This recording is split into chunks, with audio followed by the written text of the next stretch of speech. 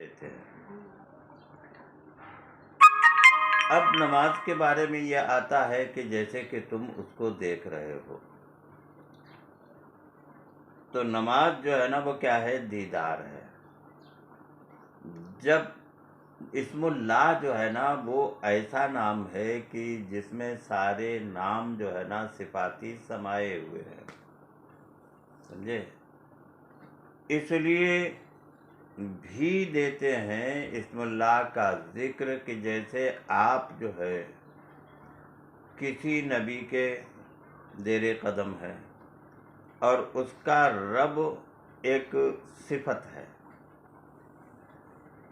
اور کوئی دوسرا لطیفہ جو ہے نا وہ کسی کے زیر قدم ہے، تو اس کی صفت جو ہے نا وہ کیا ہے؟ دوسری ہے اس کا رب۔ ایسے ہی پانچوں لطائف جو ہوتے ہیں نا تو ان کی اسماء و صفات جو ہے نا وہ کیا ہے؟ الگ الگ ہے۔ اگر آپ نے ذکر کیا اس میں باطن کا اور وہ ہے اس میں ظاہر سے اس کا رب، یا آپ نے یا غفاروں کا ذکر کیا، آئی نا بات سمجھ میں؟ اور ہیں آپ پیدا جو ہے نا وہ کسی دوسرے اسم کے مظہر ہیں آپ، تو ایسے میں جو ہے نا جو فائدہ ملنے کو ہونا تو وہ اس کا فائدہ ملتا نہیں۔ تو سلسلے عالیہ نقشبندیہ کے بزرگان دین جو ہے نا وہ کیا کرتے ہیں کہ وہ اسم اللہ یعنی وہ بند تھا نا، اس کو بند کیا۔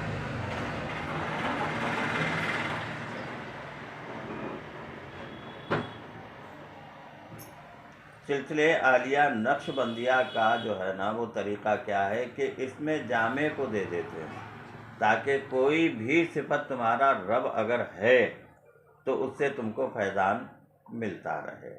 بات سمجھ میں آئی؟ اس میں ظاہر کا کوئی اگر ذکر کرے یا اس میں باطن کا کوئی ذکر اگر کرے تو فیضان تو جو ہے نا وہ ذات ہی سے ملتا ہے۔ بات سمجھ میں آئی؟ دوسری بات یہ کہ لا تدرک الابصار وهو یدرک الابصار وهو اللطیف الخبیر۔ بصر کسے کہتے ہیں؟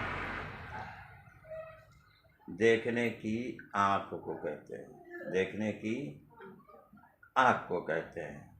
اگر ظاہر میں ہے، دیکھیے ہم نے کئی مرتبہ بتایا ہے، سمجھایا ہے، یہ عالم خلق ہے تو عالم شہادت کا لباس اور ہے، اور عالم ملکوت کا لباس اور ہے، عالم جبروت کا لباس اور ہے، عالم ہاہوت کا لباس اور ہے۔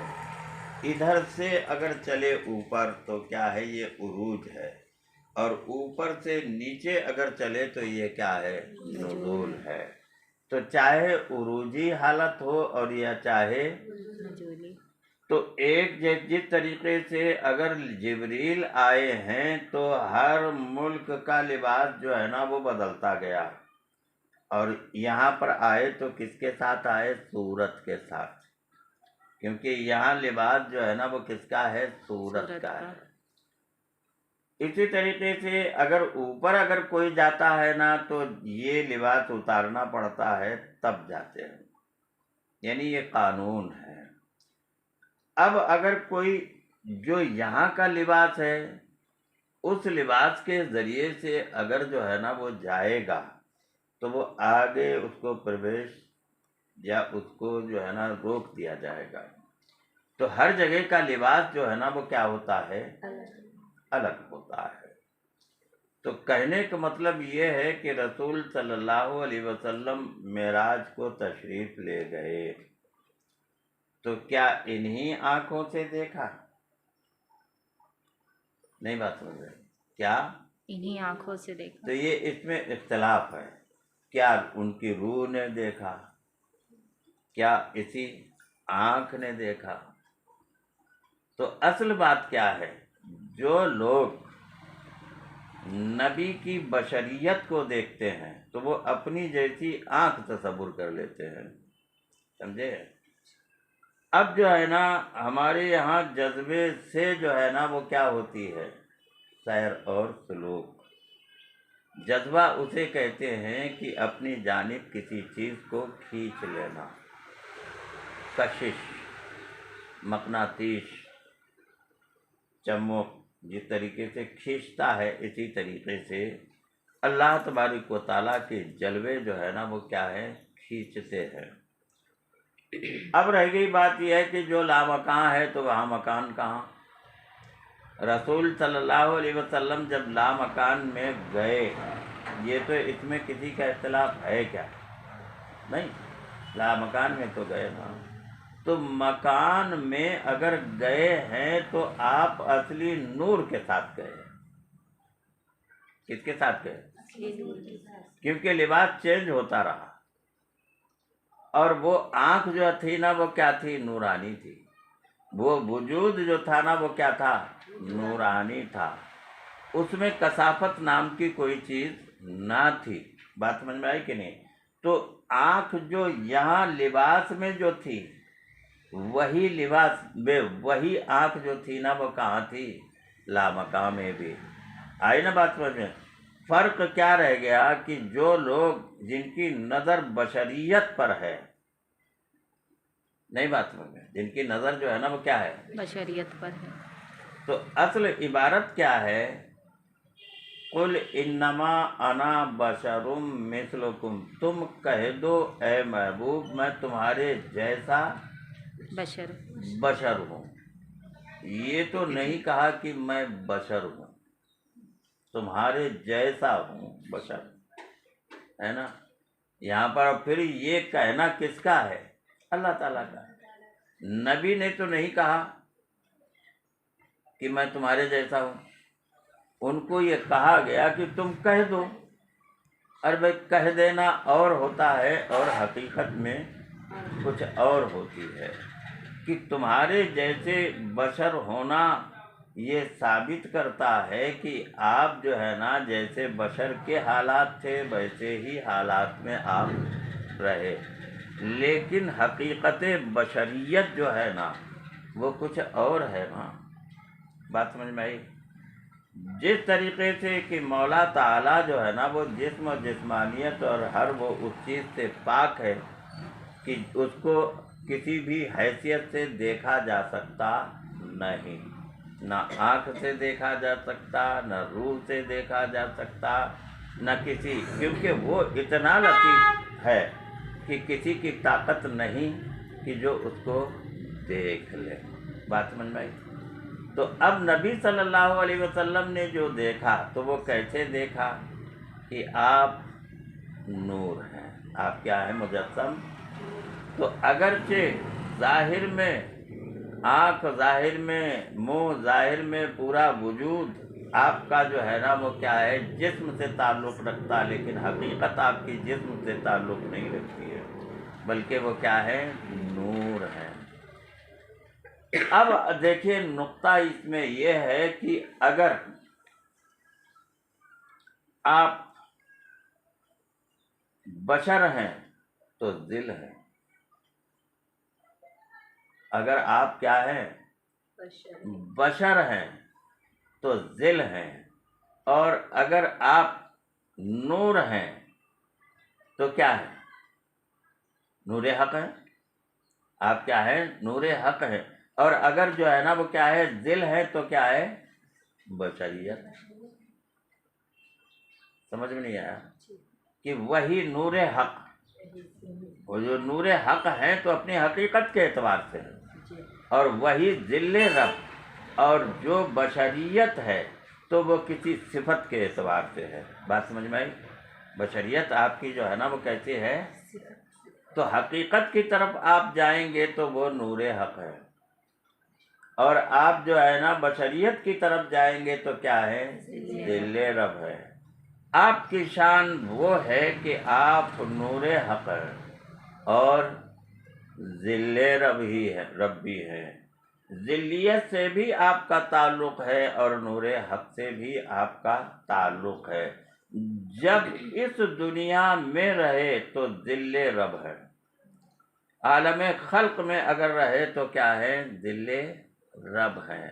اور عالم امر سے اوپر اٹھ گئے، یعنی مطلب لامکانی، تو اب کیا ہے؟ نور حق ہے۔ اب جو حق نور حق ہے، تو اس لیے رسول صلی اللہ تعالیٰ علیہ وسلم کی حقیقت کو کوئی جانتا نہیں، تو کیوں نہیں جانتا؟ اس کی وجہ ہے کہ آپ جو ہے نا وہ کیا ہے؟ نور حق ہے۔ بات سمجھ میں آئی؟ اب رہ گئی بات یہ کہ جو محیط ہو وہ دیکھا جا سکے، جو محیط ہو تو وہ کیا ہو؟ دیکھا جا سکے۔ اور جو محیط نہیں تو اس کو دیکھیں گے کیا؟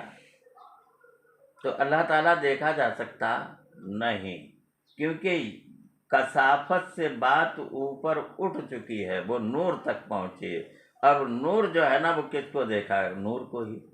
نور جو ہے نا وہ کس کو دیکھے گا؟ نور کو ہی دیکھے گا۔ لیکن اگر جو خود نور نہیں ہے تو وہ کیا دیکھے؟ اب نماز جو ہے نا وہ کیا چیز ہے؟ یہی چیز تو ہے کہ تم اپنے وجود کو نورانی کر لو، تب تم جو ہے نا وہ کیا ہے؟ اور جنت میں جو وعدہ کیا گیا ہے کہ جنت میں خدا جو ہے نا کیا ہے؟ اپنا جلوہ اپنے کو دکھائے گا، یعنی خدا کا دیدار ہوگا۔ آئی نا بات میں؟ تو وہ دیدار کیا ہے؟ اس لیے کہ جنت میں تو نور والا ہی جائے گا، بغیر نور والا جو ہے نا وہ جائے گا نہیں۔ اور جب یہ کثافت، جسم، جسمانیت، یہ سب ختم ہو جائے گی تو پھر کیا ہوگا؟ نور باقی ہوگا، اور نور سے جو ہے نا وہ کیا ہے؟ نورانی جلوے دکھیں گے۔ لیکن ذات کا تو احاطہ کیا جا سکتا ہی نہیں بات سمجھے؟ ذات کا احاطہ تو نور جو ہے نا وہ کس کو دیکھے گا؟ نور کو ہی۔ دنیا جو فیصلہ کرتی ہے نا تو عقل سے اور اپنے اور اس کو سمجھنے کے اعتبار سے کرتی ہے، لیکن یہ وہ نور ہے کہ جہاں ان کو سمجھا جا سکتا نہیں ہے۔ تو لا تدرک الابصار وہو یدرک الابصار، تمہاری آنکھ اس کو دیکھ سکتی نہیں کیونکہ یہ کثافت والی ہے۔ نہیں بات سمجھے؟ تمہاری آنکھ اس کو نہیں دیکھ سکتی ہے، تو کیوں نہیں دیکھ سکتی؟ اور پھر جنت میں تو دیدار ہوگا، اور نہیں دیکھ سکتی ہے تو اب جنت میں دیدار کیسے ہوگا؟ اب بات سمجھ میں آئی کہ نہیں؟ کہ وہاں غیر نور ہوگا ہی نہیں۔ جب نور ہوگا تو نور کس کو دیکھے گا؟ نور کو۔ بات سمجھ میں آئی کہ نہیں؟ تو اب لا تدرک الابصار وہو یدرک الابصار وہو اللطیف الخبیر، وہ لطیف ہے، ایسا لطیف ہے جس کے بارے میں کوئی گمان کیا جا سکتا نہیں۔ اور اس کے لا یحیطون بشیء من علمہ، اور کوئی بھی چیز اس کا کسی بھی صفت کا احاطہ یا کسی بھی اس کی ذات کا احاطہ نہیں کر سکتی۔ بات سمجھ میں آ گئی کہ نہیں؟ تو اللہ تبارک و تعالیٰ کا دنیا میں دیدار ہونا جو ہے نا وہ کیا ہے؟ کثافت کی آنکھ سے ہو سکتا نہیں۔ اس لیے موسیٰ علیہ الصلوۃ والتسلیم سے کیا کہا گیا؟ کہ آپ ہاں کہ دیکھ سکتے نہیں۔ کیوں نہیں دیکھ سکتے؟ اور یہ عالم کون سا ہے؟ نہ عالم خلق میں وہ خلق بنے گا۔ عالم خلق میں آ کر جو ہے نا وہ کہیں سے آئے بھی تو اول میں تو آنا جانا کچھ ہے ہی نہیں۔ اور اگر جو ہے نا تصور کر لیا جائے کہ وہ یہاں دکھانے کے لیے آ بھی جائے تو اپنے کو خلق میں تبدل تو نہیں کر سکتا، نہیں ہوگا نا، کیونکہ یہ جو ہے نا وہ کیا ہے؟ محال ہے۔ تو خلق کی آنکھ اگر دیکھنا چاہتی ہے تو وہ خلق ہونا اس کو دیکھ سکتی ہے، اور خدا ان چیزوں سے کیا ہے؟ پاک ہے، وہ خالق ہے، خلق تھوڑی ہے۔ بات سمجھ میں آئی؟ تو خدا کو کیوں نہیں دیکھا جا سکتا؟ اس لیے کہ تمہاری کثافت کی آنکھ کثافت کو دیکھے گی، اور وہ کثافتوں سے کیا ہے؟